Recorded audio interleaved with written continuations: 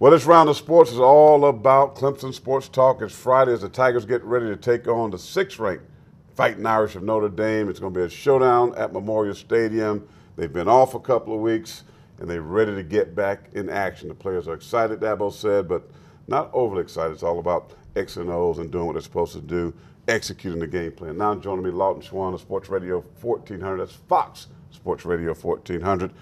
Man, I know you're excited. It's been a couple of weeks since the Tigers have played, and here comes, it's Notre Dame. Rudy, all of that. Yeah, it's pretty magical to see this team coming into your home stadium and to get a chance to see the Golden Domes run out. I think back to 2005 when Miami came to Clemson for the first time, and sort of that recognition of that brand that's showing up. And Notre Dame, no matter what they've been the past 10 years, 15, 20 years, when you look at the history of college football, it's pretty clear the Golden Domers are right there at the top. They are. It's a nationally ranked, a nationally established football program that's been around, as you said, for a long time. It don't matter those domes, as you like to call it, when they show up, just the plain pants. It's Notre Dame, But they're a good football team. They're just not Notre Dame anymore. This is a team that lost their starting quarterback, lost running backs, lost players. I think 6 starters that they've lost, but they've done an outstanding job of replacing those guys. Talk about the matchup. Clemson, somewhat, some will say, struggled the last game at Louisville, but they won the game. Offense is sputtering without Mike Williams.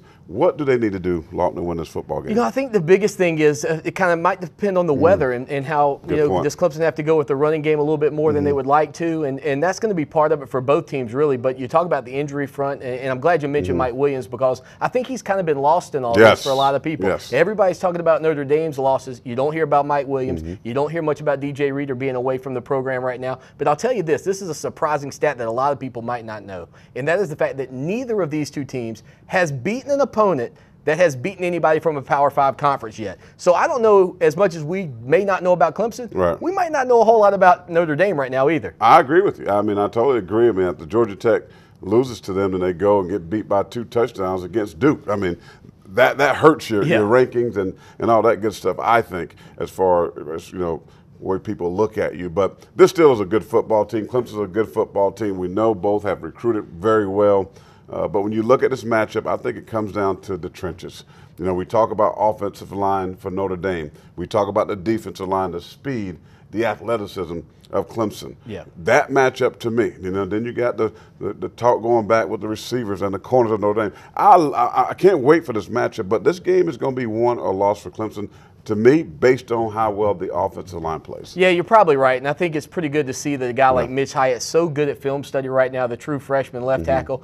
You heard some things after that Louisville game where he knew he made some mistakes, and I think he's going to grow from that. The 16-day layoff for anybody on that team might have been most important for Hyatt, as he got a couple of weeks to see what Notre Dame likes to do defensively, and then hopefully that film study is going to help that young man, because as good as you have to be physically on the offensive line, you've also got to be there mentally, and I hope that he'll be locked in and focused. Clemson's very fortunate, I think, for that offensive front that this game's in Death Valley and not on the road in South Bend, where it would be tough to make some of those offensive line calls. Well, Lawton, I know you cover the games, but I know that you're a fan. You love your Clemson Tigers.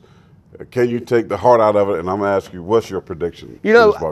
I'll be honest with you. I think this is a game Clemson can win simply because Deshaun Kaiser hasn't played in an environment like this. I think when you get that crowd amped up, but you go back a couple of years, Jameis Winston came in as a redshirt freshman as well and completely annihilated the Tigers 51-14. Remember that. You can be beaten by a freshman quarterback inside Death Valley. We know that. But I think this defense is the difference maker. You talk about the matchup in the trenches. I've been watching that all season. That matchup between Will Fuller and Mackenzie Alexander might be the best wide receiver cornerback matchup we've seen this season. Keep your eyes there. If Fuller goes off, Notre Dame wins it. If they can keep him under wraps, I think the Tigers are going to win this one in Death Valley.